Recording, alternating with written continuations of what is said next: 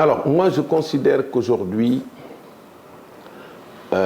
nous avons des signaux extrêmement importants. Des signaux qui montrent qu'on va vers un vrai changement systémique. Il y a des gens qui attendent l'échec. Je les appelle des guetteurs de faux pas, qui sont en train d'ergoter sur les détails. L'essentiel, c'est est-ce qu'il y a la volonté de rompre avec la dilapidation des biens publics. La publication des rapports, des biens publics, comment ça a été géré, la sauvegarde des biens publics, le foncier, les ressources naturelles, c'est extraordinaire, c'est la première fois. J'apprécie ça positivement. Comment il faut le faire? Quelles sont les précautions à prendre? Quel est l'encadrement juridique de ça? Ça, c'est des modalités pratiques. Oui. Mais globalement, je considère qu'il n'y a rien à dire. Il faut foncer. Alors, ils avaient promis de lancer des appels d'offres, des appels à candidature en ce qui concerne certains postes lors des nominations. Ça n'a pas été fait. Ceux que vous appelez les guetteurs de faux pas ont commencé à critiquer sur ce point. Pensez-vous que c'était une promesse faisable et réalisable dès les premiers mois de gouvernance? Bon, tout dépend de comment on prend la chose. Par exemple, nous, dans notre ouvrage, on a proposé l'appel à candidature pour les fonctions, 36 postes précis dans la fonction publique, l'administration centrale. Et dans les administrations à compétences transversales, l'appel à candidature. Il faut des cahiers des charges, il faut un niveau d'élaboration qui permet de préparer les cahiers des charges et puis de mettre en place les commissions, de mettre les textes pour l'encadrer.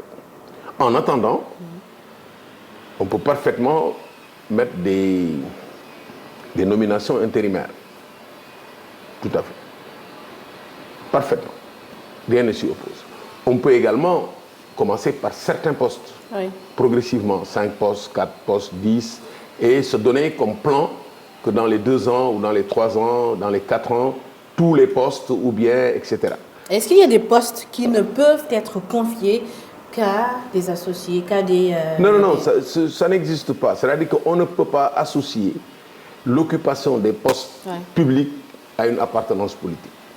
Formellement, on ne peut pas le faire. Même si politiquement, ça peut se comprendre. Et stratégiquement? Stratégiquement, ça peut se comprendre pour certains postes.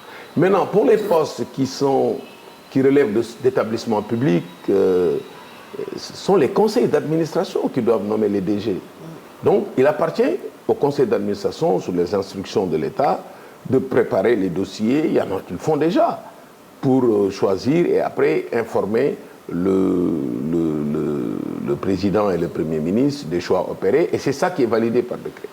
Donc, le fait que, dans un premier temps, avec la situation qu'on traverse, et avec surtout les résultats des rapports, et avec le comportement de certains anciens dirigeants, qu'on prenne des mesures pour changer immédiatement par des personnes, l'essentiel, que ce soit les personnes compétentes, pour le moment. Mais ça n'enlève en rien le principe qu'il faut aller pour la neutralité de l'administration, pour la dépolitisation de l'administration, il faut aller vers l'appel à candidature pour les postes sensibles et essentiels.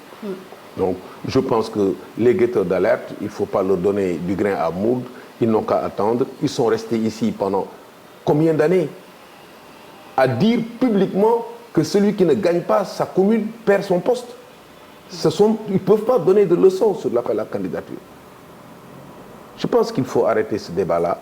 Il faut se mettre au travail, encourager, soutenir le régime pour adresser le problème des Sénégalais.